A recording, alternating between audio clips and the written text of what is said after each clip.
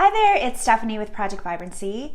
It is a very bright and sunny day here in Minneapolis today. I kind of look like a ghost, but it's better than being in the dark for pretty much all of the month of January and half of February. So bring it on. It's really nice to see the sun.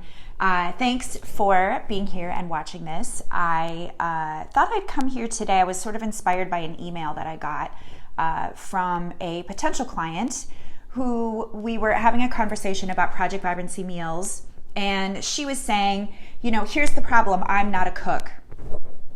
And it reminded me of one of my very favorite quotes by James Clear, who is the author of the book Atomic Habits, which I have talked about before.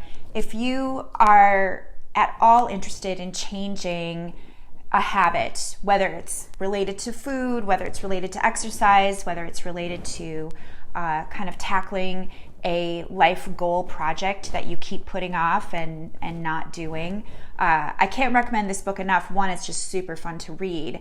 And two, it is so packed with great ideas based on behavioral science, but in a very interesting and funny and great way. I mean, it's so packed with great tips that I had to stop bookmarking it because I was literally tagging every single page. And I was like, okay, this isn't working. I need to tag the pages where there isn't something interesting on it.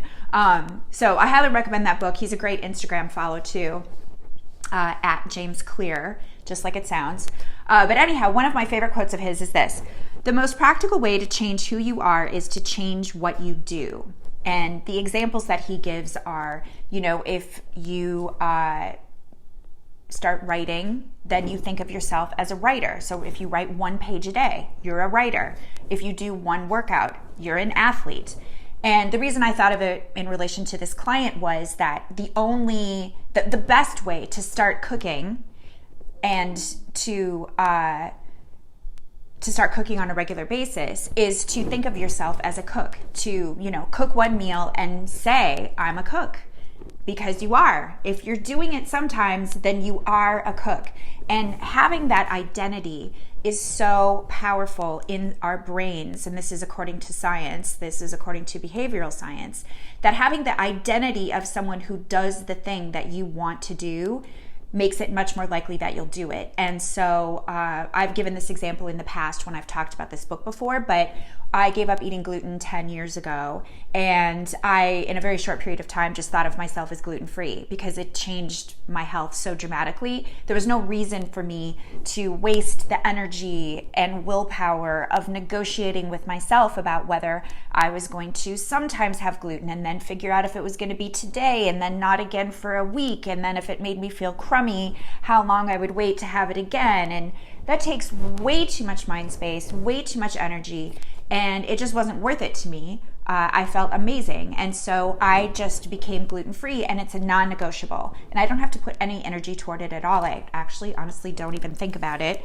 ever, unless I'm trying to avoid it in a restaurant or something like that.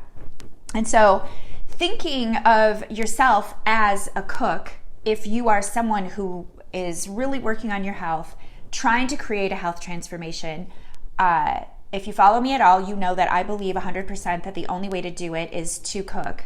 You might be able to achieve small changes for short periods of time related to managing an autoimmune disease, on the most serious end, to, losing 5 pounds or something like that on something that isn't, imperative but important to you, which is utterly legitimate, by the way. So no matter the change, no matter the transformation, preparing your own food is the only way to get there and stay there over the long term, because the food industry, whether it's restaurants, fast food takeout, packaged food, even grocery stores that are preparing your food, even healthy grocery stores that are preparing your food, it's fine to dip into those once in a while, but their motivation isn't quality, it's cost effectiveness.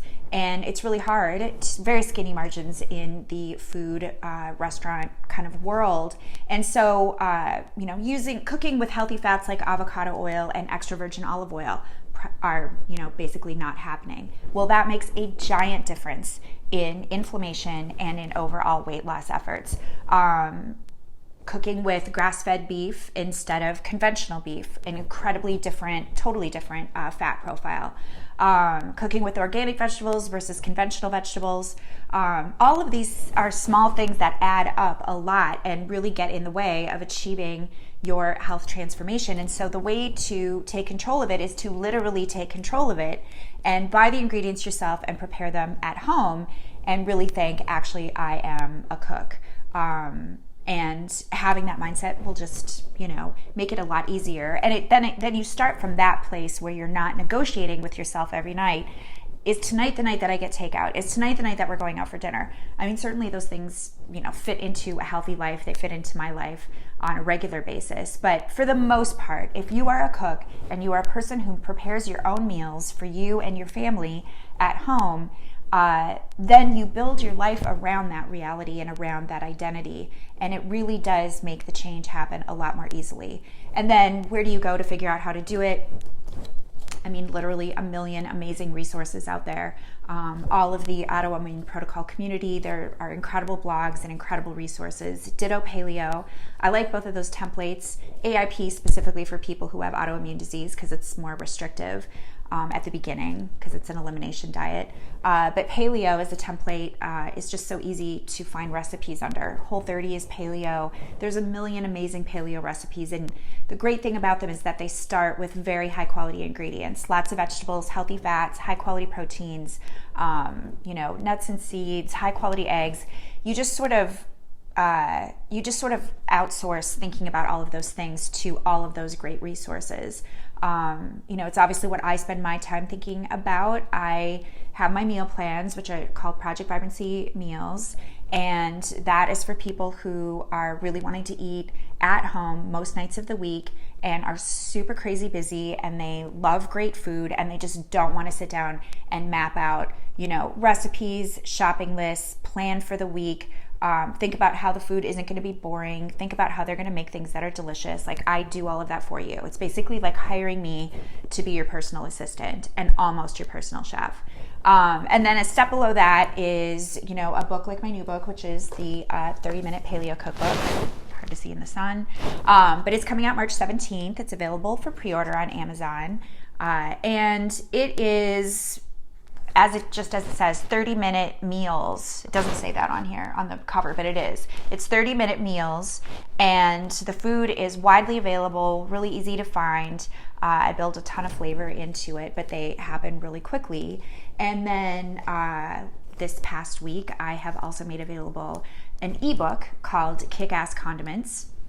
And it's the most basic level. It's like, if you make this 1 or 2 delicious condiments each week and you have a refrigerator full of basics, some eggs, some simple proteins, some vegetables, some starches, you can make a dinner in 10 or 15 minutes that is absolutely fantastic because you have a great condiment or 2 and you can be mixing things up and keep yourself interested and keep yourself on track because you are a cook. You can do it. So that's it. That was my little mind shift for today, given that great question from my client. And if you have any questions about any of the resources that I have to offer, just hit me up in leaving a message or a DM. I'm always happy to answer your questions, and I will be back next week. I'll probably do another demo next week, I think. If you have requests, let me know. And then when you ask great questions, then I can come here and answer them. So, all right, you guys, have a great Thursday. I'll be back next week. Take care. Bye.